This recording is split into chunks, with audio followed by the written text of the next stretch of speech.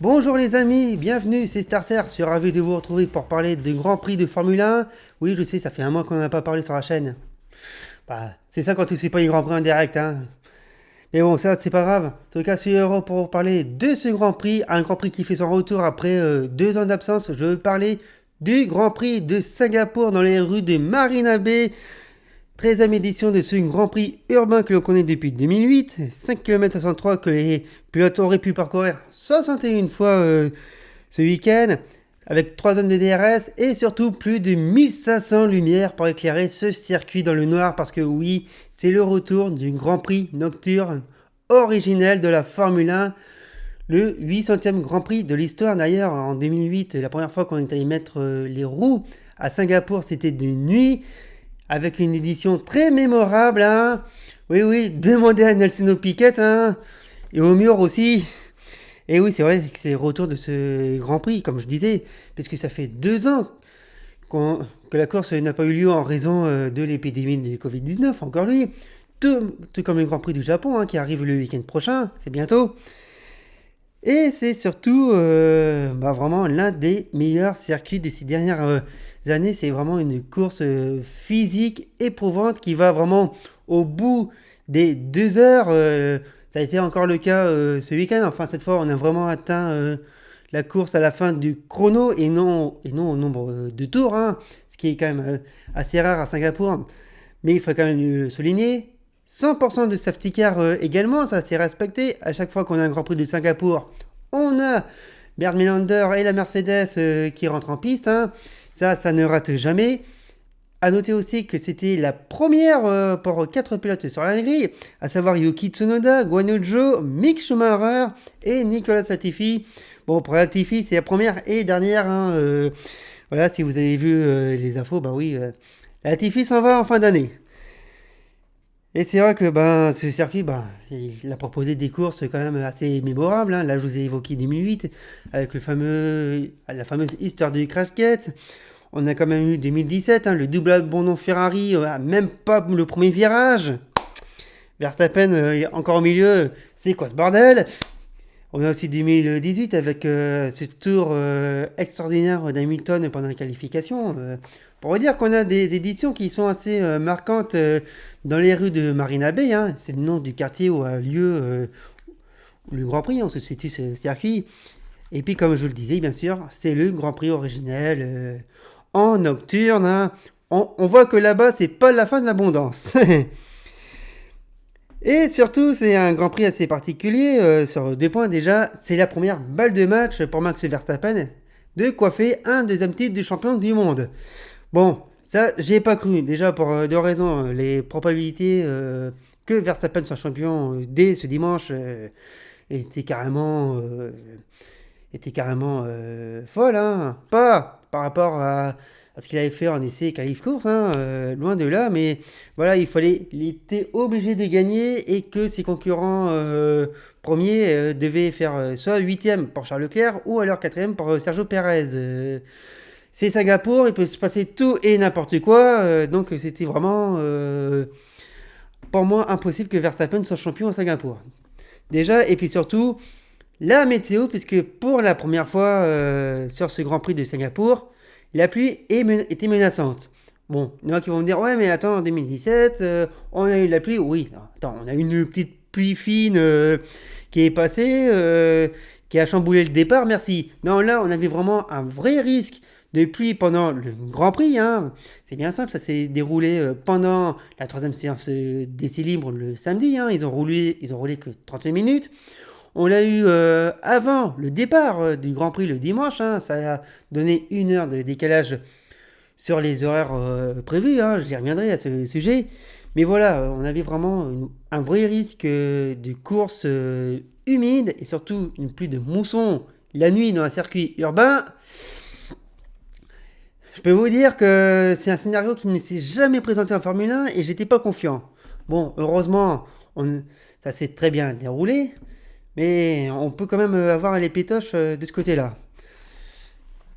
Ce Grand Prix donc de Singapour qu'on retrouve nous a quand même donné une course assez bizarre et folle, autant le dire.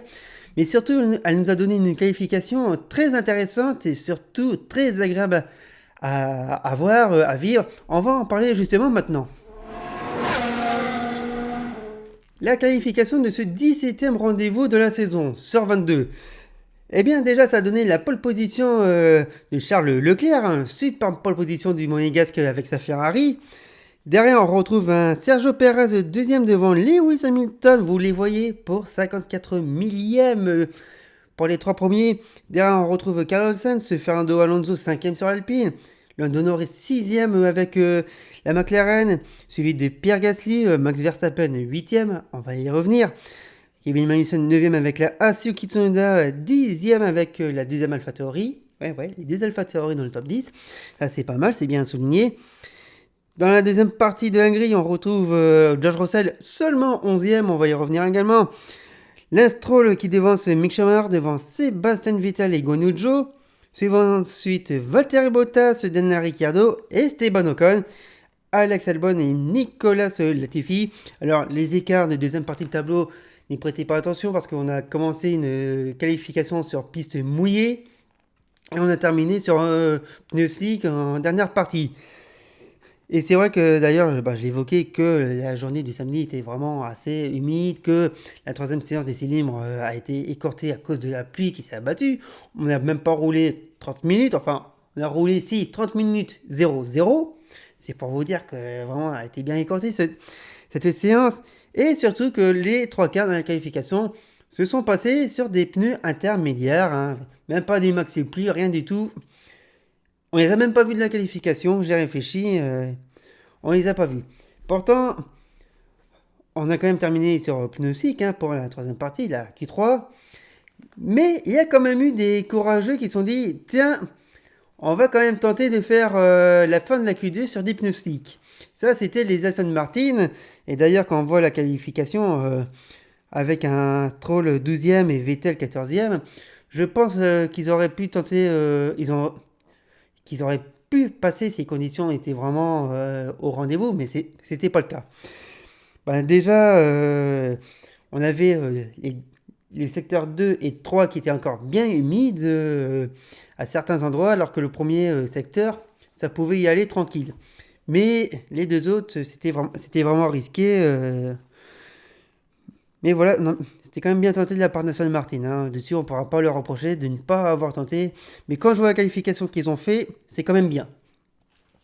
Ça change. Et pour revenir sur la Q3, parce que c'est quand même sur cette séance que se joue la pole position, eh bien, c'est joué sur les 12 minutes complètes de la Q3, puisqu'on a eu au départ 8 pilotes sur 10 à avoir tenté les pneus slick d'entrée. Yuki Tsunoda et Kevin Magnussen ont tenté les inters. Ça a très bien marché pour Tsunoda, puisqu'il s'est quand même retrouvé avec le meilleur temps provisoire. Pas longtemps, bien sûr. Mais ça a quand même bien marché, parce que c'est vrai que les chronos sont tombés, mais alors vite. Et tout le monde y est passé. Ah oui, tout le monde y est passé.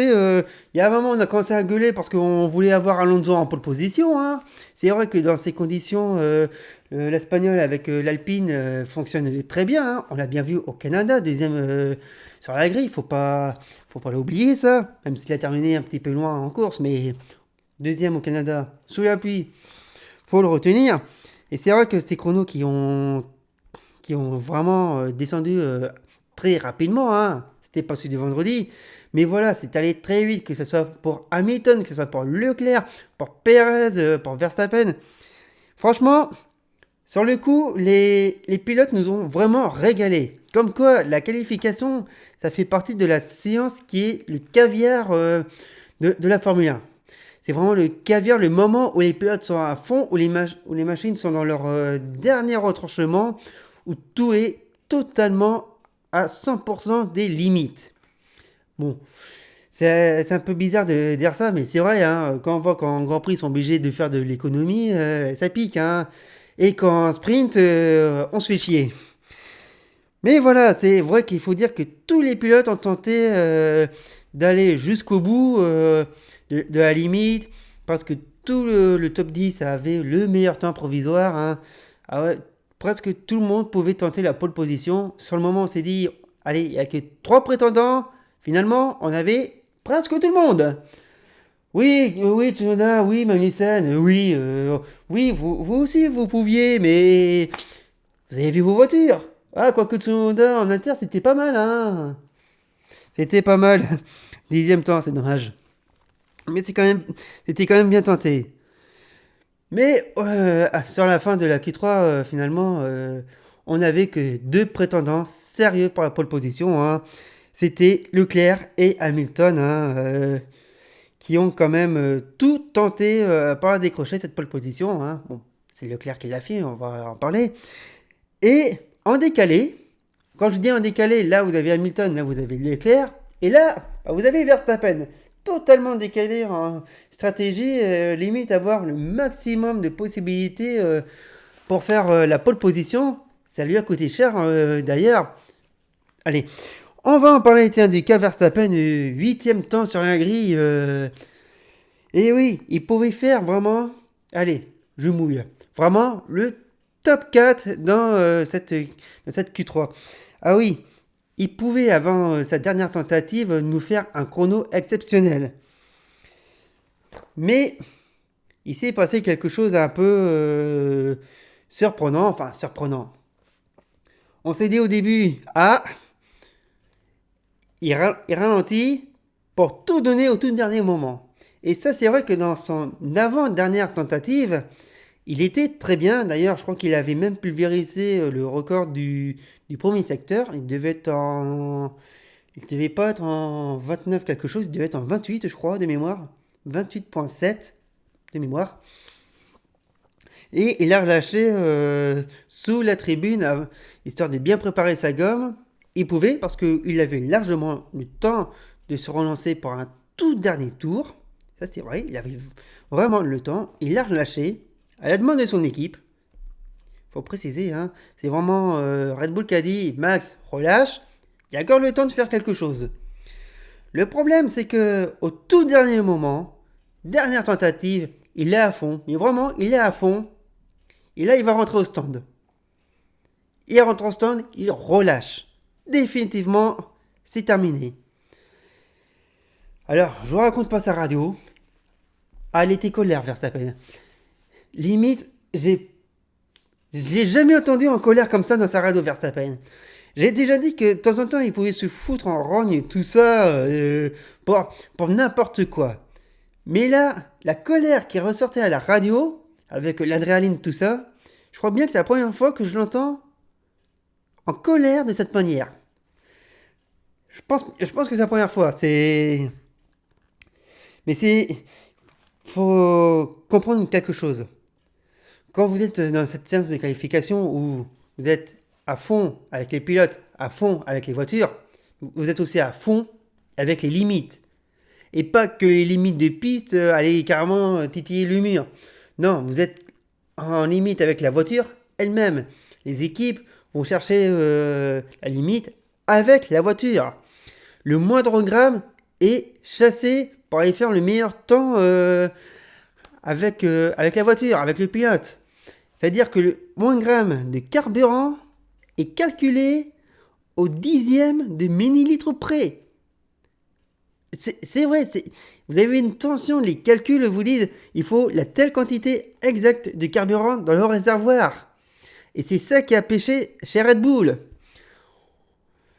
Je vais pas les vanner, mais on a l'impression qu'en ce moment, ils savent pas faire les comptes chez Red Bull. Hein, Mais c'est vrai que l'avant-dernière tentative de Verstappen, avant qu'il relâche, où je disais qu'il pouvait faire son top 4, il était dans son 5e tour de tentative.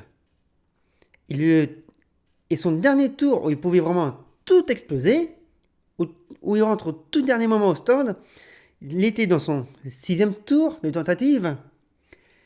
Et quand son équipe a vu ça, ils se sont dit, on va peut-être l'arrêter, il va nous insulter, mais on préfère qu'il parte 8e et que Red Bull a préféré que Verstappen parte 8e que d'avoir la pole position et être déclassé sur tapis vert parce qu'il n'y a pas le litre d'essence obligatoire dans le fond du réservoir. Et ça s'est déjà vu. Fouillez bien votre mémoire, Grand Prix de Hongrie 2001, pardon, Vettel, deuxième. Il était deuxième puisqu'il chassait le Ocon. Vettel, deuxième avec son Aston Martin, déclassé parce qu'il n'y avait pas le litre de carburant obligatoire au fond du réservoir. Et Red Bull a eu raison d'arrêter Verstappen. Et je sais que dans le passé, ils ont beaucoup joué avec ces limites-là, Red Bull. Oh oui, les voitures arrêtées en bord de piste juste après la ligne d'arrivée sur des grands prix des qualifications, je m'en souviens. Et en plus, c'était à l'époque Vettel-Weber. Donc c'est pour vous dire que sur le coup, Red Bull a eu raison d'arrêter Verstappen. Hein, parce que...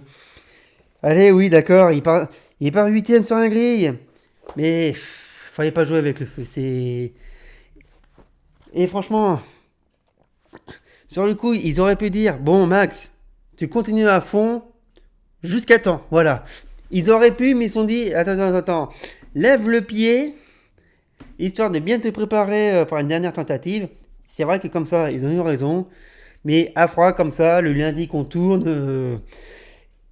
Franchement, je pense qu'ils auraient pu faire... bon Max, tu termines ce tour à fond, et le prochain, tu le fais à fond aussi. Ils auraient pu. Après, c'est pas Red Bull, c'est pas Horner, c'est pas les stratèges, c'est rien. Hein, je vous le dis, on est lundi, on tourne, la qualif c'était samedi, hein, avec le maximum de recul. Et encore, c'est peut-être absurde ce que je vous dis. Mais voilà, c'est vrai que ça a surpris. Hein. Donc, soyez pas étonnés que à la prochaine qualification, un pilote rentre au dernier moment, qu'il soit furax.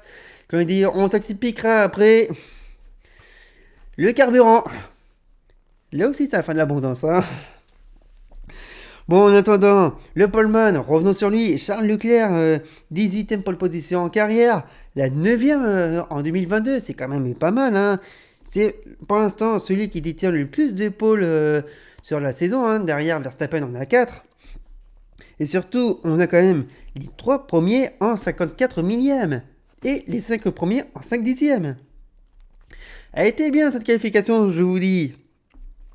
D'ailleurs, les 54 millièmes sur les 3 premiers, c'est l'écart le plus serré de la saison pour le top 3. Franchement, c'est le plus serré. Et entre les deux pilotes de la première ligne, il y a 22 millièmes. Entre Leclerc et Perez, il y a 22 millièmes. C'est le deuxième de la saison. Le premier, c'était à Zandvoort.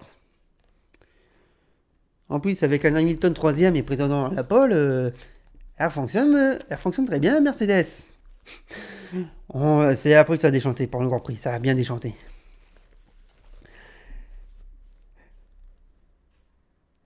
Qu'est-ce qu'on peut encore vous dire sur cette qualification Ah oui, Alonso, 5ème.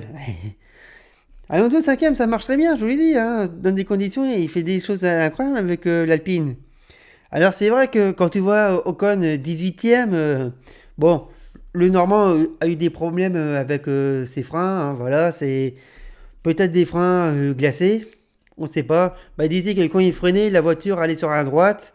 Ah, c'est vrai que dans un circuit en ville qui est très rapide, hein, c'est très rapide à Singapour, que t'as pas confiance avec les freins, ça te refroidit très vite. Et l'idée d'avoir les freins glacés, en gros, bah, les freins froids, quoi, pas de température et tout, ça fonctionne pas. Donc 18ème temps pour Ocon, ça pique, et ça fait mal. Hein. On a aussi les As qui nous ont fait une très belle qualification. Hein, En plus, on a eu peur pour elles parce qu'elles étaient en-delà des 107% en Q1. Hein, les 107%, ça veut dire que si votre temps de qualification est supérieur au meilleur de la Q1, eh ben, vous n'êtes pas du tout qualifié. Vous êtes jugé comme trop lent pour faire le Grand Prix. Bon, après, si les temps en essai libre sont jugés corrects et tout, allez, ça passe. Mais c'est une règle quand même à prendre en compte. C'est une règle qui existe, qui est revenue en 2010, à l'époque des HRT, Virgin et Lotus. Les Lotus Caterham. Hein. Ensuite, on a Russell, out dès la Q2, hein, c'est très surprenant pour le pilote de Mercedes, qui, lui non plus, n'a pas eu confiance sur ses freins, hein, ce qui est dommage. On a aussi une belle qualification pour Pierre Gasly, hein, 7ème avec l'AlphaTauri, hein, si je dis pas de bêtises. Oui, c'est ça, 7ème. Avec des évolutions qui fonctionnent, hein, puisque d'ailleurs c'est le seul à avoir ces évolutions. Le nez avant qui a bien changé. Enfin, les évolutions chez AlphaTauri, c'est pas trop tôt, hein.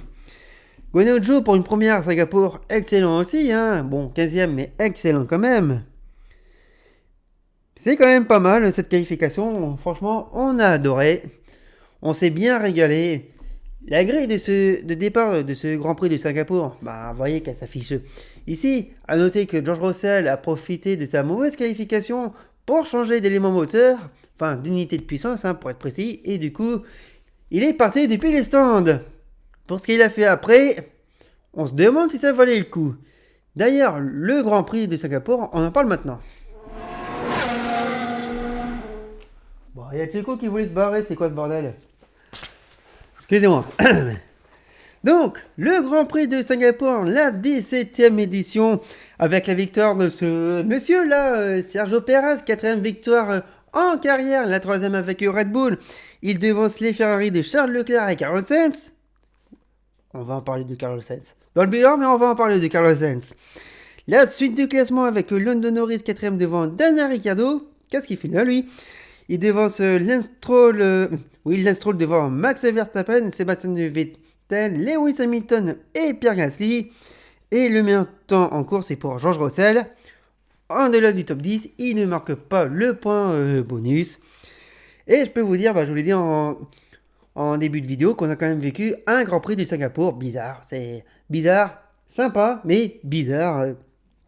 Marqué bien sûr par plusieurs événements en piste, hein. On a eu 2 safety cars. La première avec Nicolas Latifi qui nous fait un freinage sur Guan Yu Zhou, hein. Cassé l'Alfa Romeo, cassé la Williams. C'est moche. D'ailleurs, Latifi est pénalisé pour le Grand Prix du Japon, hein. Franchement, c'était ce qui nous a fait le Canadien. On sait qu'il s'en va, mais bon, de là à casser la voiture, non, ça se fait pas, Nicolas. Ça se fait pas. D'ailleurs, Fred Vasseur l'a dit, hein. Les problèmes qu'on rencontre chez Alfa Romeo, il y a Latifi. Donc, ça, c'était pour la première safety car. Et la deuxième, c'est Yuki Tsunoda qui a freiné sur du gras mouillé et qui a terminé dans les Tech Pro. Voilà, c'est... Ah, c'est moche, hein. D'ailleurs, on l'a senti bien marqué, Tsunoda, de sa boulette, hein. Lui qui est très expressif à la radio, a insulté le mec qui est devant lui. Là... Je crois qu'il s'est dit, j'ai fait une grosse merde, je crois qu'il y a tonton Helmut qui va m'engueuler. Les pauvres! Qu'est-ce qu'on a eu aussi? On a eu 3 virtual safety cars, hein. Mercedes Alpine, hein. 2 pour le prix d'une. Et aussi le freinage raté d'Albon, hein, décidément, chez Williams, hein. Pareil, Albon, il a tapé le mur, il a laissé l'aileron avant. Et il est rentré au garage, ça ne servait à rien. Ah, c'est dommage pour Albon, lui qui revenait en plus de son appendicite, hein, qui revient de loin aussi, faut le noter. Bon, on a aussi d'autres incidents et loupés pendant ce Grand Prix, hein.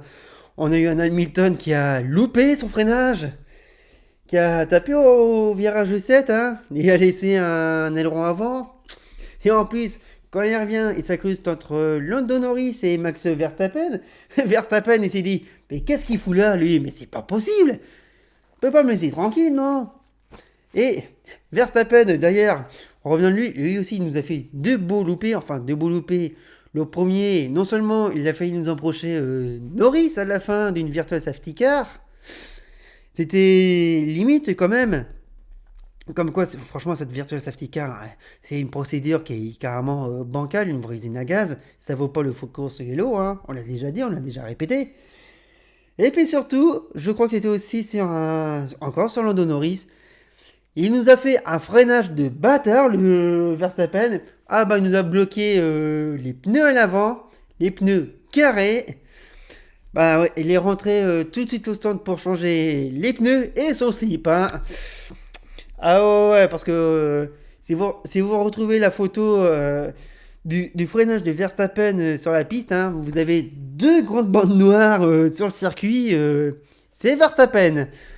Et là, si vous cherchez la troisième, au fond de la combinaison, hein, c'est. Oh la merde! Voilà, c'est. Bon, il n'y a pas que eux quand même qui nous ont fait des loupés, on a aussi Russell qui nous a fait des belles, hein. Pas en confiance aussi, et puis en plus, Russell, très brouillon dans cette course, hein, qui nous freine sur Schumacher. Bah alors, Georges, c'est quoi ce bordel?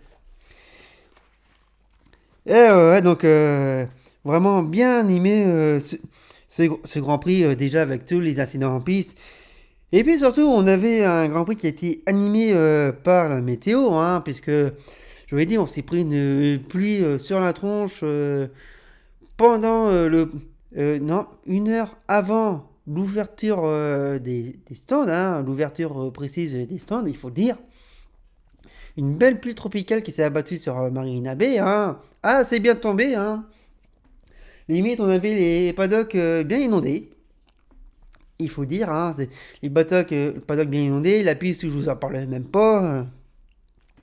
Mais n'empêche, un Grand Prix qui aura été mené de bout en bout par ce monsieur-là, monsieur Sergio Street Fighter City Perez.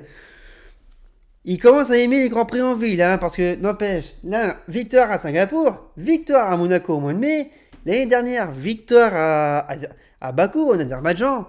Bon, d'accord, ça a été un cadeau d'Hamilton, je veux pas dire, mais n'empêche, en circuit en ville, Perez fonctionne très bien.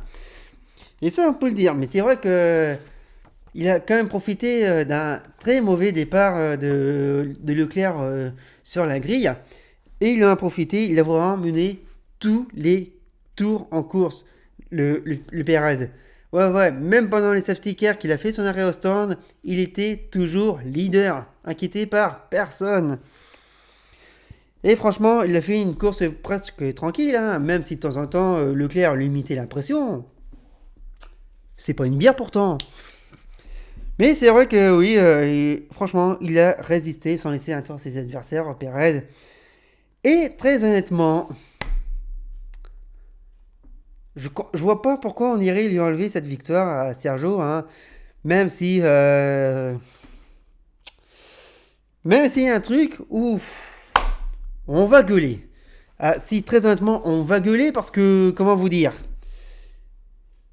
pendant le Grand Prix, Sergio Perez a été sous enquête pour infraction de procédure de voiture de sécurité.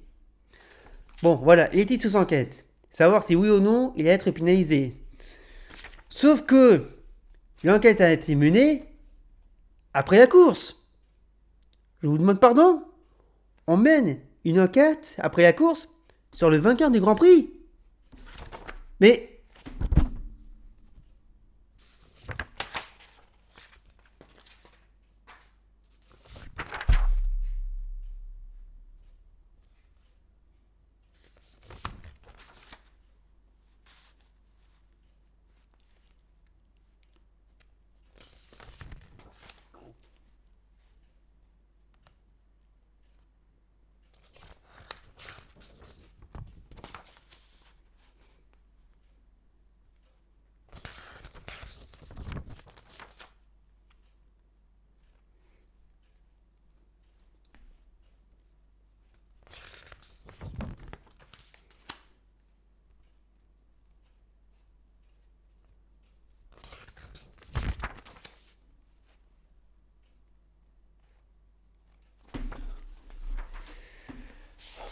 oui, je sais, ça paraît bizarre, mais au moins, si ça peut m'éviter une extraction de voix, ça serait pas mal.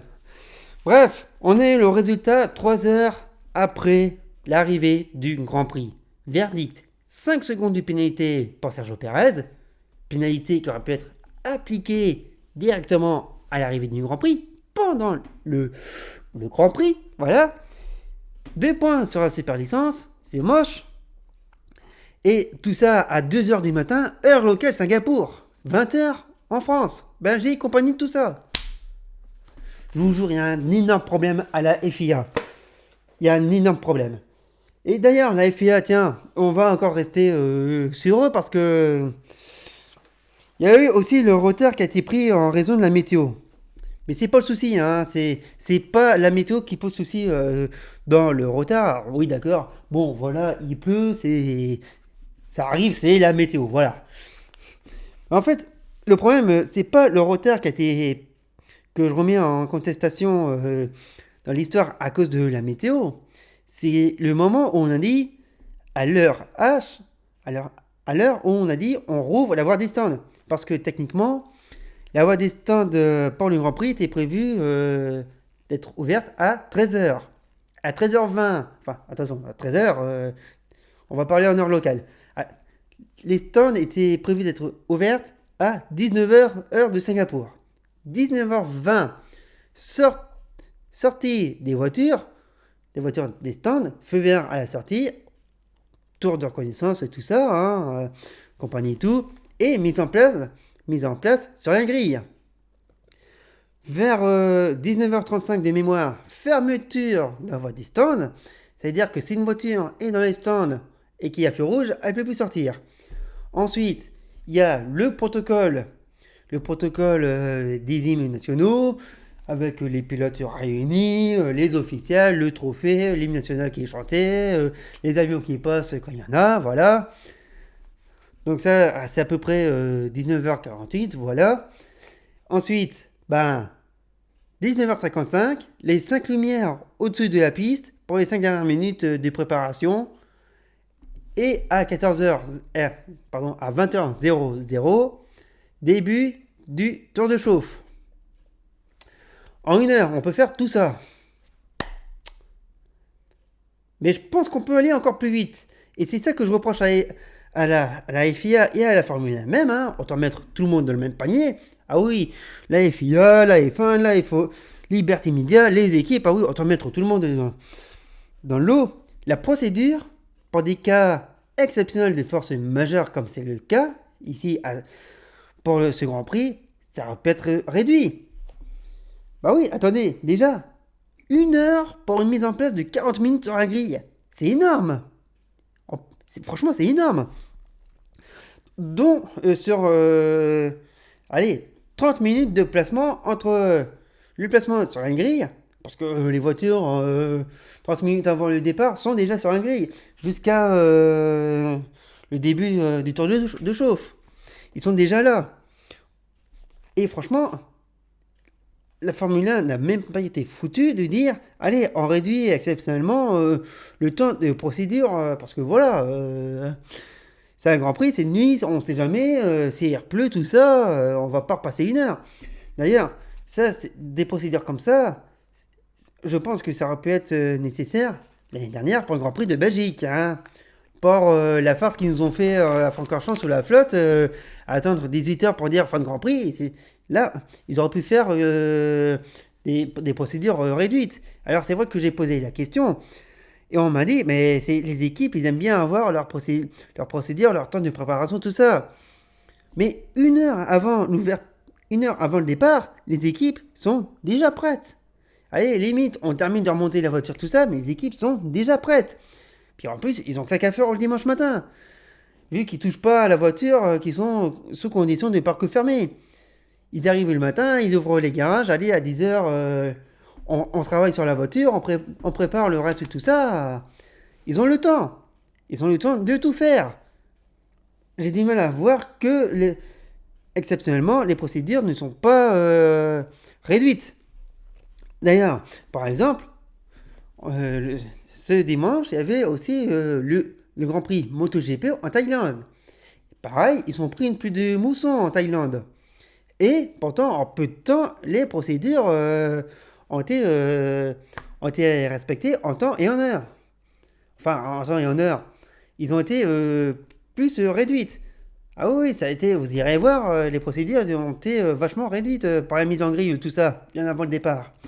Bon, même ça a eu un départ retardé, pas une raison extra-sportive, mais voilà, le MotoGP arrive à réduire ses procédures de mise en grille pour sa course. Et même à décaler des courses, tout ça. Pourquoi la Formule 1 ne le fait pas? Alors bien sûr, le protocole des hymnes, qu'on est obligé d'avoir les pilotes et tout ça, mais sinon au pire on dit, les pilotes restent à côté de leur voiture, on fait les hymnes et tout ça, voilà. Ça, ça peut se faire. Parce qu'en plus, si les pilotes ne respectent pas le protocole des hymnes, bah, ils sont pénalisés. Ils ont des amendes et compagnie, tout ça. Ouais, le mec qui a pondu ça, il a intérêt à se planquer, pour commencer. Ensuite, il y a la présence des VIP. Ouais, la présence des VIP sur la grille. Oh, regardez, il y a les VIP sur la grille. On s'en fout déjà, d'une. Et puis, comme je vous le disais, les équipes qui tiennent aussi à leur confort, tout ça. Bordel, les mecs, ça, le Grand Prix démarrerait à l'heure H. Je dirais pas, allez, ok, ça passe. Mais là, il y a conditions exceptionnelles. Faites un effort de réduire vos procédures, les mecs. Vous le faites bien pour les courses sprint. Et vous le faites bien aussi quand... Mais, tiens, ils l'ont bien fait pour la troisième séance d'équilibre. Hein. Ils ont dit, bon, les mecs, dans 10 minutes, on ouvre la voie des stands. Vous avez 10 minutes pour vous préparer. Mais ils l'ont fait.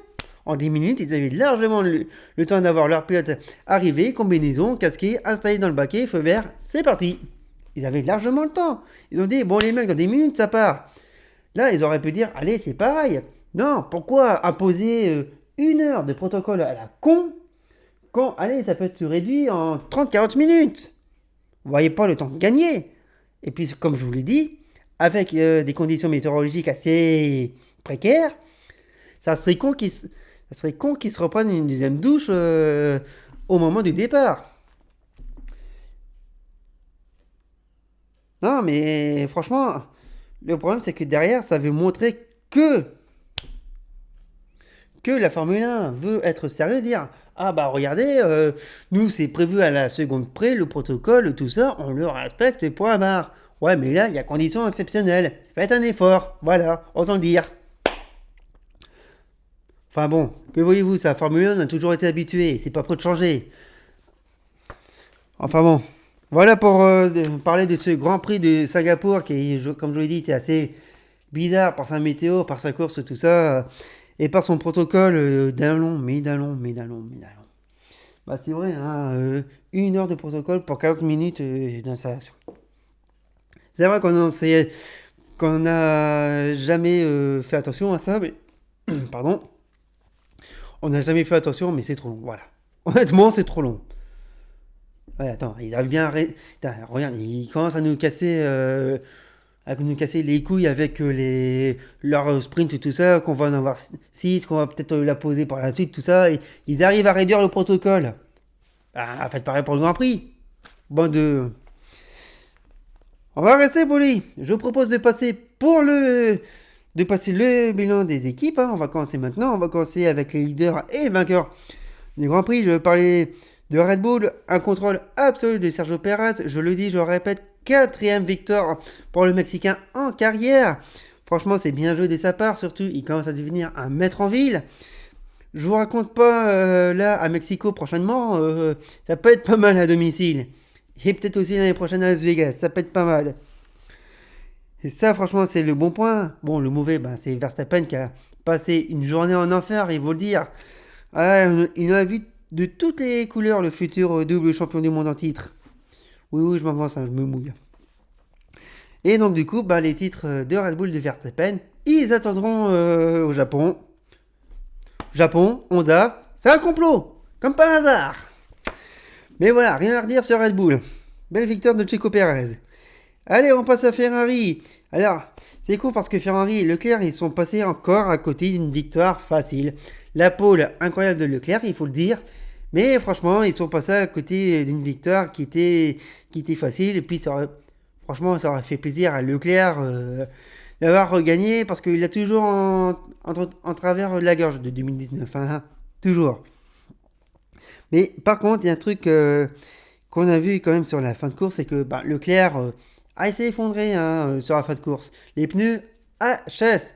On lui a dit, essaye de réduire l'écart entre 5 secondes avec Perez.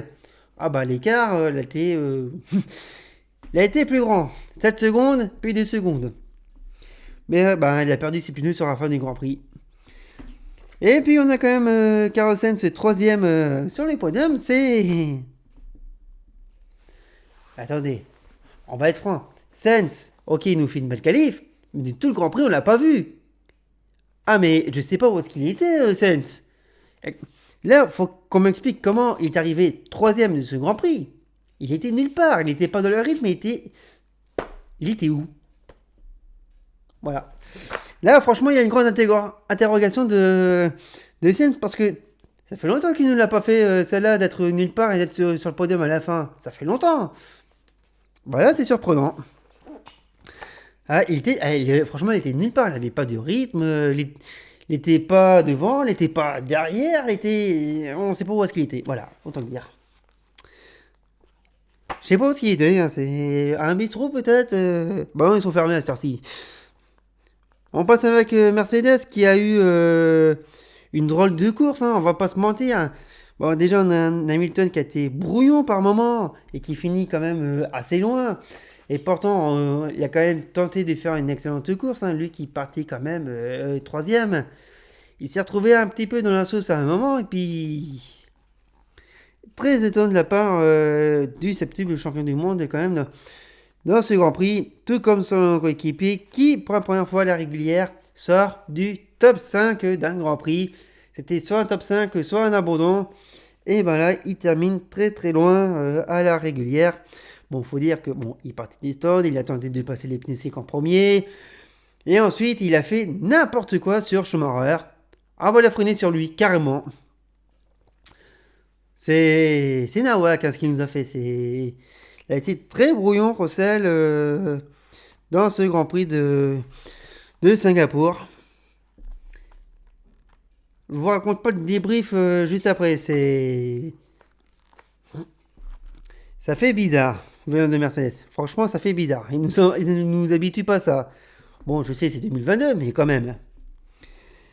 On va passer à McLaren. Nouveau quatrième au championnat, on va y revenir après. Alors, ils étaient nulle part depuis le vendredi.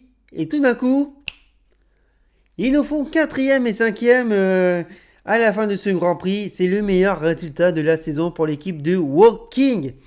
Exceptionnel. Avec un Lando Norris qui a tout donné et a tenu sur tout le Grand Prix. Il a même visé le podium. Bon, il n'a pas réussi. Et surtout, on a un Daniel Ricciardo sauvé par la safety car, il faut le dire. Si sa cinquième place est exceptionnelle, c'est grâce à la voiture de sécurité. Il a marqué son arrêt et il a pu être sauvé. Mais bon, c'est quand même son premier top 5 de la saison. C'est un peu triste à dire. Mais voilà, un gros résultat pour McLaren, où on a appris qu'ils avaient une base secrète du côté de... Comment ça se prononce cette connerie là?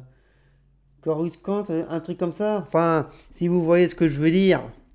Hein, on parle de budget limité, il y a des mecs qui ont des bases dans l'espace. Hein, ça fait bizarre, hein. Bon, au moins, ils ont la force avec eux. Ils l'ont eu pendant le week-end. On passe à Alpine. What the fuck? De bonnes évolutions pour le week-end.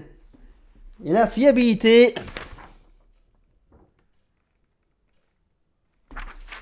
On l'a déjà dit dans le passé quand c'était Renault, mais là, on va le redire. La fiabilité de moteur. Ah, bah je vous raconte pas, le lundi matin, 8h00 à Viray-Châtillon, ça a découiné, hein, c'est... Et pourtant, il y a quand même du bien à dire sur cette course. Esteban Ocon était loin quand même et il n'espérait pas non plus quelque chose de grand pour ce Grand Prix. Mais voilà, il aurait quand même pu espérer quelque chose. Arrêtez. On parle à la voix sinon. Voilà, un peu dommage la course du pilote normand. Et puis surtout un Fernando Alonso qui faisait quand même un très bon Grand Prix, qui maintenait Verstappen derrière lui. Et pareil, qui a perdu le moteur. Qu'est-ce qui s'est passé? Alfa Romeo qui malheureusement est toujours dans le dur quand même. Eux qui sont toujours 6ème dans ce championnat. Avec un Valtteri Bottas qui revient de loin. Mais termine à la porte des points. Hein. Dommage pour le pilote finlandais. Et Pierre Gonodju qui n'a pas vécu une bonne expérience dans ce Grand Prix de Singapour. Hein. Bah, qui s'est fait enfermer par Latifi et boum dans le mur. Allez, merci d'être venu Guan Yu. Hein. Ah, c'est dommage pour Alfa Romeo. C'est dommage. Équipe suivante, on passe à Aston Martin. Tout comme McLaren, ils sont au top. Comme ça, il faut le dire. Meilleur résultat aussi pour l'équipe anglaise de cette saison. On a un Lance Stroll très discret, mais dans ces conditions, qui est quand même excellent, hein. Franchement, il a fait une bonne course, le Canadien. Il faut le souligner, c'est très bien de sa part. Il tient quand même la 6ème place dans ce Grand Prix, donc ça rapporte des points. Et aussi avec un Sébastien Vettel, joueur, mais qui nous a fait une bonne course. Également, ça fait plaisir de voir les Aston Martin dans les points. C'est pas tous les jours que ça arrive, il faut le souligner. Très bonne course pour l'équipe de Silverstone. On passe à As avec une qualification correcte. Mais alors une course complètement difficile, hein, puisqu'on a un Schumacher qui termine loin malheureusement et qui s'est fait freiner dessus. Ça aide pas, hein, je vous le dis. Et puis on a un Kevin Magnussen, hein, qui doit en avoir marre de se faire accrocher partout, de se prendre des drapeaux noirs et orange. Ça ruine les courses. Oh là là là. Foutez-moi la paix, les mecs.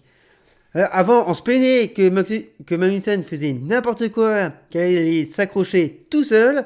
Là, maintenant, qu'il se fait accrocher par les autres, ça n'aide pas non plus, c'est dommage. On passe à Alpha Tauri qui a fait quand même une bonne une qualification, mais une course... D'ailleurs, on a senti un Pierre Gasly énervé par la qualification. Ah bah carrément, les descendus de la voiture... La stratégie, oui, j'ai dit qualification. La stratégie, pardon. Oui, Gasly était bien énervé de la stratégie. Donc, hein, il est sorti de la voiture, la stratégie, bam, il a tout flingué. Il a carrément flingué son équipe.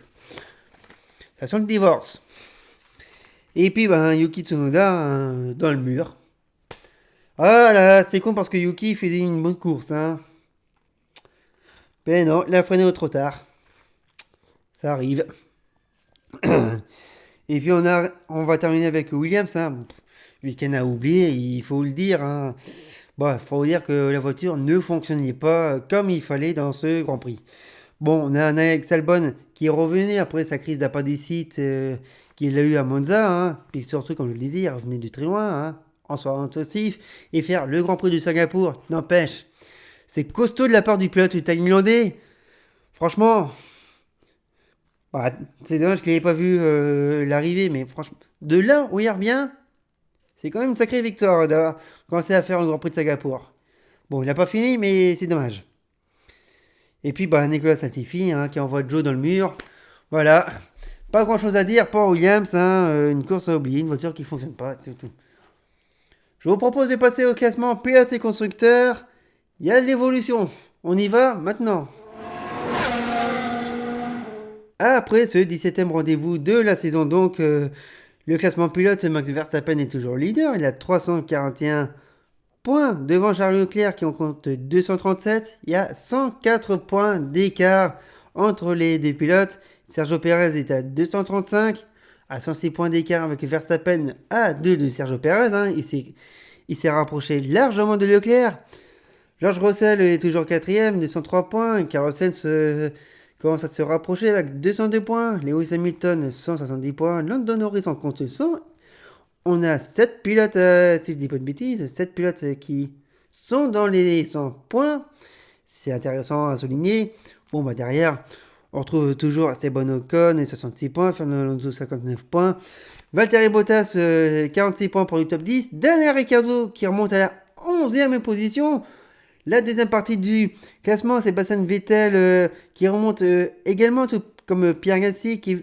Non, pardon, Sébastien Vettel qui remonte dans le classement 12e avec 24 points. Devant Pierre Gasly, Kevin Magnussen, hein, 3 pilotes à 1 point d'écart chacun. Derrière, Lance Stroll qui remonte également devant Mick Schumacher, Yuki Tsunoda. Ça se tient à 1 point également. Guanyu Zhou bascule derrière avec ses 6 points. Alex Albon toujours 4 points. Nick De Vries avec les 2 points du Grand Prix d'Italie. Nicolas Latifi toujours devant Nico Hülkenberg. 21e sur 22 pilotes qui ont pris le départ dans cette saison 2022. Côté constructeur, Red Bull toujours leader. 576 points. Défend Ferrari qui en compte 439. Il y a 137 points qui les séparent. Mercedes toujours 3e, 66 points d'écart avec Ferrari. McLaren qui dépasse Alpine, 129 points contre 125, 4 points d'écart entre les deux équipes. Alfa Romeo toujours 6ème avec 52 points, ça n'a pas évolué. Aston Martin remonte à la 7ème position devant As et AlphaTauri qui rechute. Il y a 3 points d'écart qui séparent ces trois équipes. Et Williams c'est toujours à 6 points et dernier de ce classement. Voilà pour ce Grand Prix de Singapour qu'on a été heureux d'avoir retrouvé pour cette année 2022. Comme je vous l'ai dit, c'était vraiment la course, franchement l'une des meilleures courses qu'on a depuis ces dernières années. Ça n'a pas manqué. Merci à vous d'avoir suivi la vidéo. N'hésitez pas à commenter, à partager, à donner votre avis. On se retrouve dès la semaine prochaine pour un autre Grand Prix qui fait son retour. Le Grand Prix du Japon sur le circuit de Suzuka. D'ici là, portez-vous bien. Un conseil de lecture. Franchement, lisez-le. Il est exceptionnel ce livre, la biographie de Jean Lémoncé. Je ne l'ai pas encore fini, mais franchement, il est exceptionnel. Il est à lire. Il y a plein d'histoires, d'anecdotes, tout ça. Vous allez apprendre plein de choses si vous découvrez la Formule 1. Et même si ça fait longtemps que vous suivez les sports mécaniques. Franchement, faut vous le procurer parce qu'il est exceptionnel. Et surtout, quand on est au micro, on écoute religieusement. C'est pour vous dire. Merci à vous. On se retrouve la semaine prochaine pour le Grand Prix du Japon. Merci, bravo. À bientôt.